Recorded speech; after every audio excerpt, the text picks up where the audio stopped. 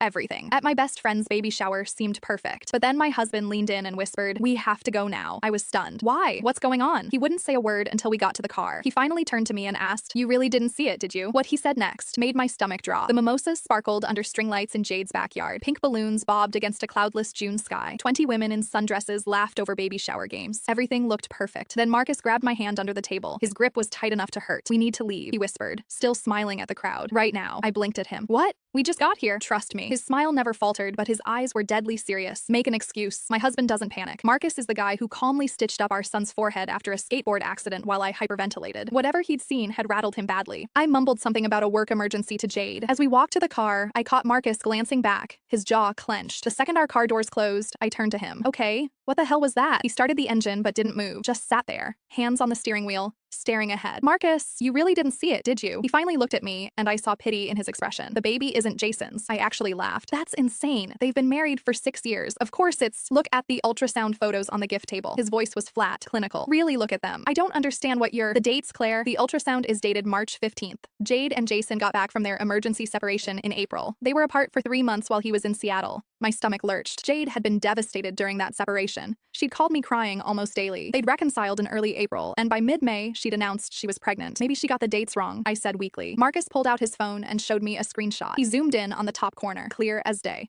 March 15th, 2024. 16 weeks. If she's 16 weeks in March, she conceived in late November. He let that sink in. Jason left for Seattle in January and didn't come back until April. She could have visited him. I tried, but even I heard how hollow it sounded. "I saw her with someone." Marcus's voice dropped. "At the hospital. In February." I was going to mention it, but figured it was innocent. But when I saw those dates today, I remembered. Who was it? Daniel, Jason's brother. The air left my lungs. Daniel, who'd been staying at their house to help Jade through the separation. Daniel, who Jade said was being so supportive. Daniel, who was inside right now, standing next to his brother. "You can't know that for sure," I whispered. Marcus showed me another photo, a candid shot from the hospital parking lot. Jade and Daniel, leaning against a car, his hand on her stomach, her looking up at him with an expression I'd never seen her use with Jason. The timestamp, February 18th. I took this because something felt off. Then I forgot about it until today. He pocketed his phone. Jason has no idea, and judging by how Daniel was looking at that ultrasound photo in there, neither does he. I felt sick. "What do we do?" "Nothing." Marcus started driving. "This isn't our secret to tell." But 3 days later, Jason called me. His voice was shaking so badly I could barely understand him. "Claire, I need to ask you something, and I need you to be honest." He took a ragged breath. "Did you know?" My heart stopped. "Know what?" "I found Daniel's DNA test kit in our bathroom trash. He took one of those paternity tests. The results came back yesterday." A long pause. "The baby's his." The fallout was nuclear. Jade tried claiming the test was wrong, that Jason was being paranoid, that Daniel was lying. But Marcus's photo from February, combined with the ultrasound dates, told the real story. Jason filed for divorce. Daniel moved to another state. And Jade? She's raising that baby alone now, still insisting to anyone who will listen that it's all a misunderstanding.